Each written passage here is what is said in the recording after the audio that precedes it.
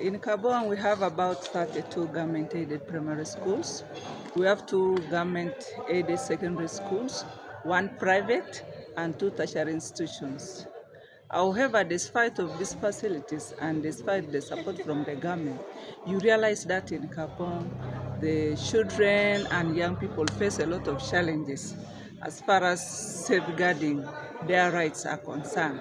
So you find that some of the examples of the challenges the children go through in Gabon is, first of all, there is parents' negligence. Most of the children drop out because parents don't have the attention for the children. You find that these children are not followed up, whether they have gone to school, when it is visitation days in schools, the parents don't bother. Yet that is a moment when the parents can go and interact with the teachers and the children to know what are the strong areas of this child and what are the weak areas. So that makes the rising up of street children in Gabon. There is high rate now of street children in Gabon as a result of negligence from the parents. And some of the parents also who neglect these children are the working parents. So that affects our enrollment in schools and so on. We also have the challenge of follow-up of cases. You find a child is defiled, you find the parents start negotiating with the perpetrators. They return the case from the police and say, let's go and agree at home. So you find that this case is silenced, it's not being followed, there is no tracking, and these examples make the child abuse cases to rise up in the district. How I wish parents were not negotiating with perpetrators, you find that these cases would have reduced. Another is this child labor. Most of the children in Gabon district carry firewood.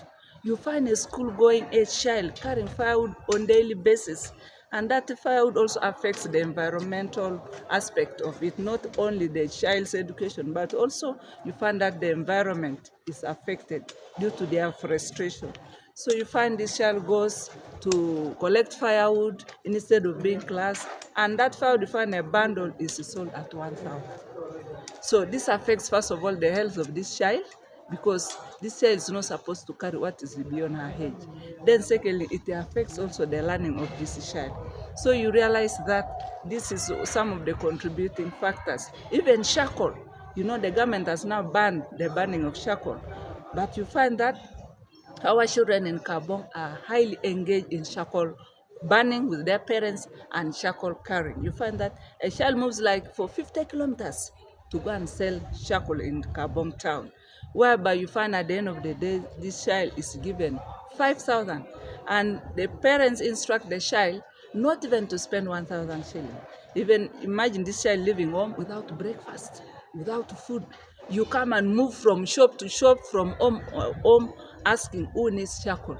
And people also, despite the challenges faced during shackle banning, they negotiate it and keep on negotiating, and the child in the end gets whatever little is given, and this child takes direct to the parents without even using 100 shillings.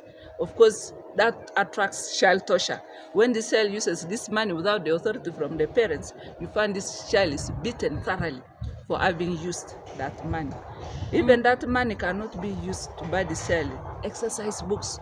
At the end of the day, it's used for drinking waraji, kwete, which is even of no food value to both the parents and the children.